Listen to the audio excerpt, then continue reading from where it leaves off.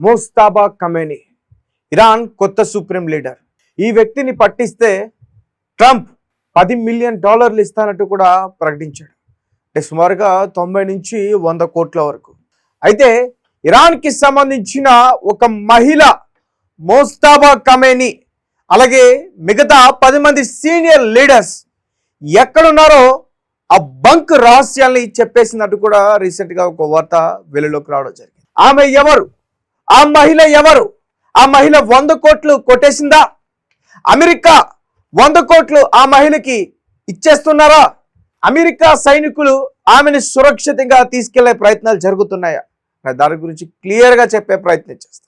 అయితే ఇరాన్లో హిజాబ్ ధరించే విషయంలో మహిళలు తీవ్రమైన వ్యతిరేకతను చూపించారు. సుప్రీం లీడర్ పైన, అతని ఫ్యామిలీ పైన, అతని అధికారం పైన, అతను పాలిస్తున్న ప్రభుత్వం పైన.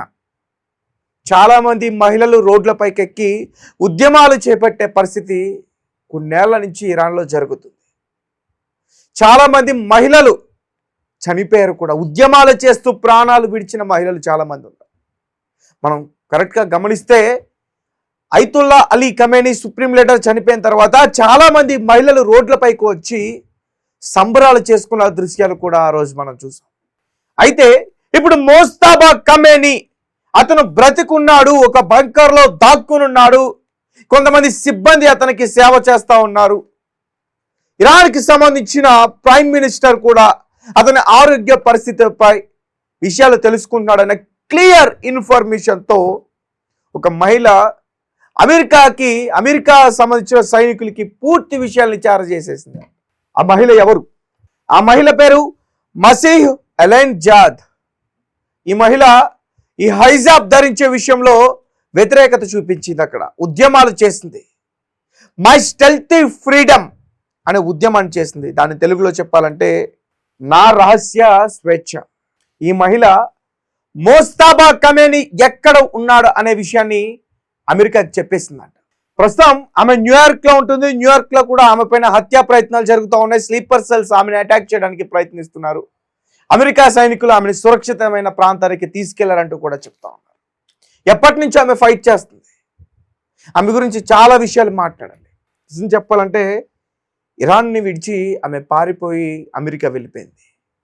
ఇరాన్లో జరుగుతున్న ముఖ్యంగా ఈ మహిళల పట్ల ఏ అయితే దారుణాలు జరుగుతున్నాయో ఆమె గొంతు విప్పి ప్రపంచానికి తెలియజేస్తుంది. ఈ ఖమేనీ తర్వాత ఈ ఖమేనీ ఫ్యామిలీ నుంచి వచ్చే లీడర్స్ వారు కూడా ఉంటే ఇరాన్లో స్త్రీలకు స్వేచ్ఛ ఉండదని ఈమె డెసిషన్ తీసుకుని అతనికి సంబంధించిన రహస్యాలు చెప్పేసిందంటూ కూడా చెప్తా ఉన్నారు.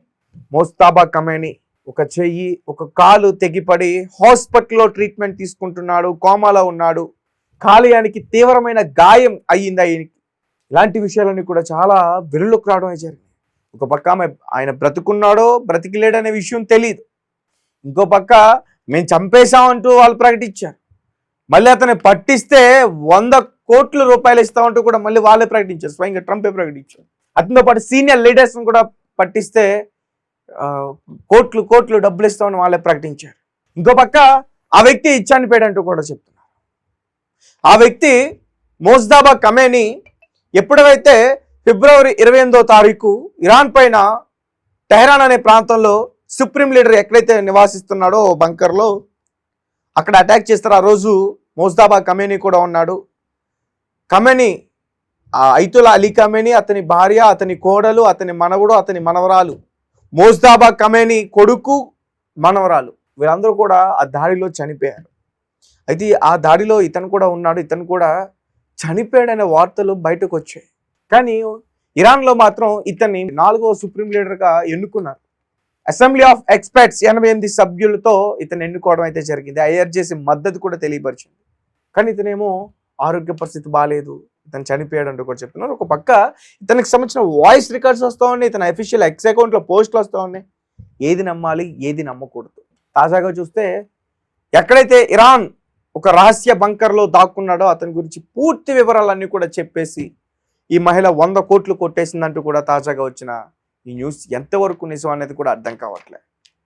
అమెరికా ఏదైనా డబుల్ గేమ్ ఆడుతుందా? అంటే అమెరికా టార్గెట్ ఇరాన్ ప్రజలైతే కాదు, ఇరాన్లో ఉన్న ప్రభుత్వం అని చెప్పొచ్చు. ఆ ప్రభుత్వం వీళ్ళకి అనుకూలంగా లేదు, దాన్ని మార్చే ప్రయత్నంలోనే వీళ్ళందరినీ కూడా అంతం చేసే ప్రయత్నం చేస్తూ ఉన్నారు.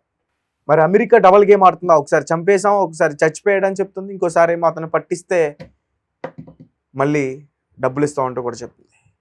అంటే ఇరాన్ ప్రజల్ని ఓన్ చేసుకునే ప్రయత్నం చేస్తుంది అమెరికా.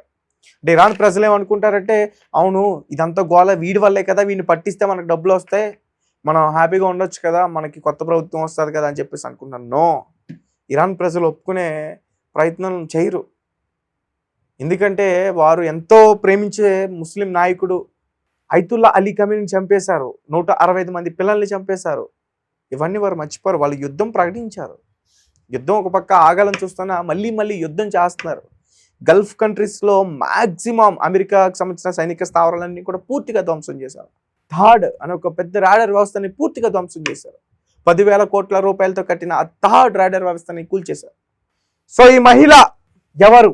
నిజంగానే ఈ మహిళ వారికి రహస్యాలు ఇచ్చి 100 కోట్లు కొట్టిందంటారా? మీ కమెంట్స్ ఏంటి? మీరేం చెప్తారు? అండ్ హిజాబ్ ఏదైతే ఉందో దానికి వ్యతిరేకంగా ఉన్న వారందరినీ కూడా మోజ్తబా ఖమేనీ ఫ్యామిలీ హింసించి చంపేశారంట.